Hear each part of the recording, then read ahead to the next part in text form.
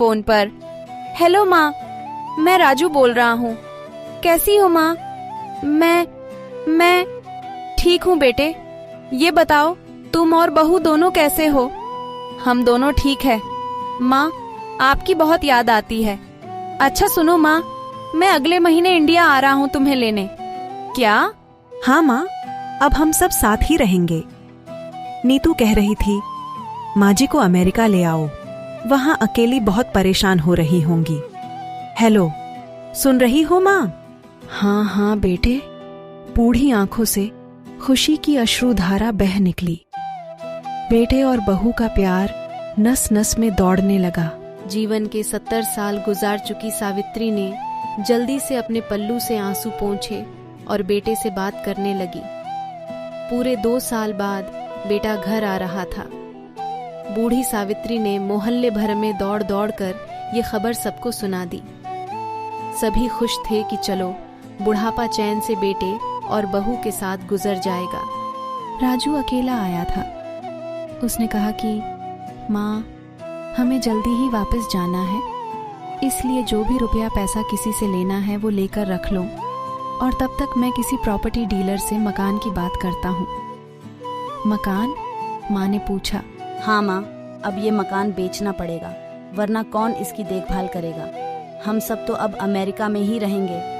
बूढ़ी आंखों ने मकान के कोने कोने को ऐसे निहारा जैसे किसी अबोध बच्चे को सहला रही हो। आनन फानन और औने पौने दाम में राजू ने मकान बेच दिया। सावित्री देवी ने वो जरूरी सामान समेटा जिससे उनको बहुत ज्यादा लगाव था। राजू टैक्सी मंगवा चुका था। एयरपोर्ट पहुंचकर राजू ने कहा, माँ, तुम यहाँ बैठो, मैं अंदर जाकर सामान की जांच और बोर्डिंग और वीजा का काम निपटा लेता हूँ। ठीक है बेटे। सावित्री देवी वहीं पास की बेंच पर बैठ गई। काफी समय बीत चुका था।